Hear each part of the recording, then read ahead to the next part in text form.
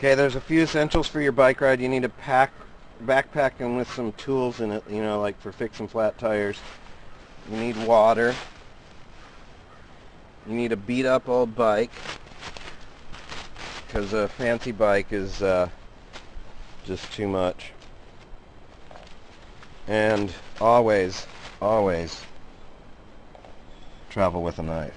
Oh yeah, and a load of cash to bribe people to give you a ride home. This is the Conard Trail out of the back of the parking lot at Conard, which is the main put-in for the raft companies for the half days on the new. It's this beautiful, long, flat terrain grade, wide, flat, easy for bike riding, and especially easy for hikes with kids, right next to the river. It's absolutely beautiful.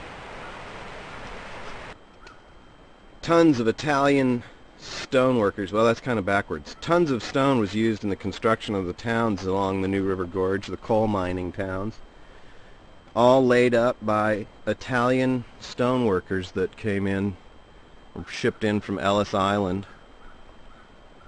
And this is an old foundation to a company store. This is a beautiful, beautifully preserved bank of coke ovens.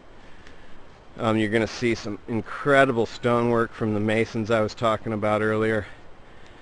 And I don't know where we are exactly. I don't know the name of this place. We just found it. The leaves are off, so the soul of the gorge is laid bare because you can see right through everything. And we'll get up and take a closer look, give you a perspective on scale. There's Pat standing over there in the corner. So,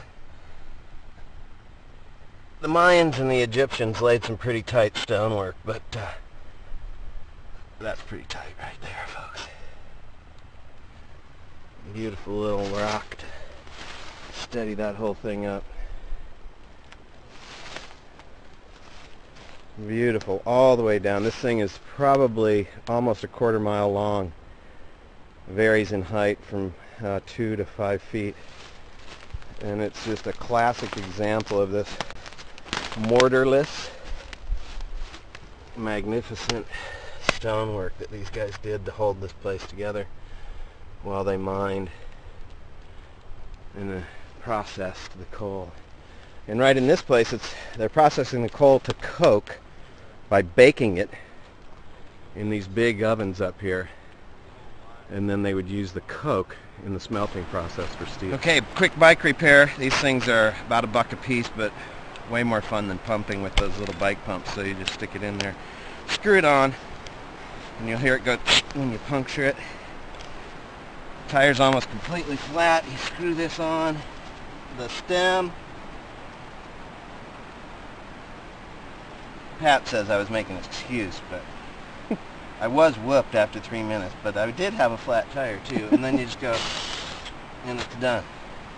Show it to us again. Rock hard. You just screw it on, squeeze the button, it shoots that whole can of air in there in just less than a second, and it's done. What is that, a CO2 cartridge? Yeah, it's like they use for BB guns.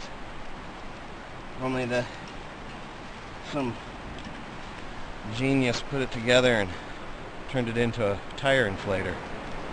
So as you can see, once we get down through here a ways, it does get narrower. It's a great hiking trail, and it's a really good beginner bike trail in that it starts out flat on a terrain grade, or actually a gravel road, and then slowly but steadily gets narrower and more advanced.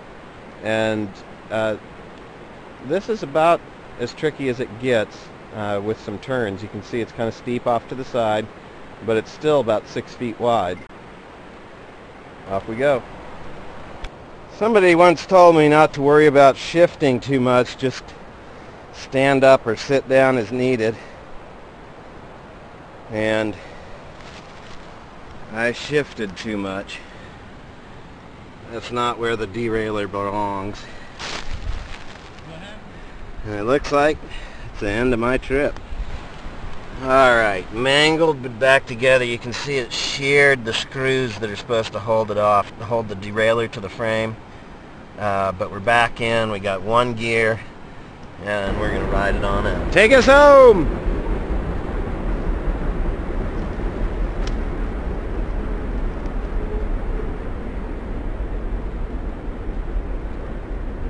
Isn't that pretty?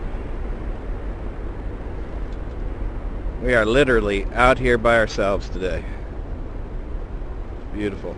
Stimulate the economy. Have a heart attack. We'll bring you guys back to this trail in Conard, River Gorge, West Virginia, in a few months when it's springtime and the flowers are popping and birds are singing. See ya.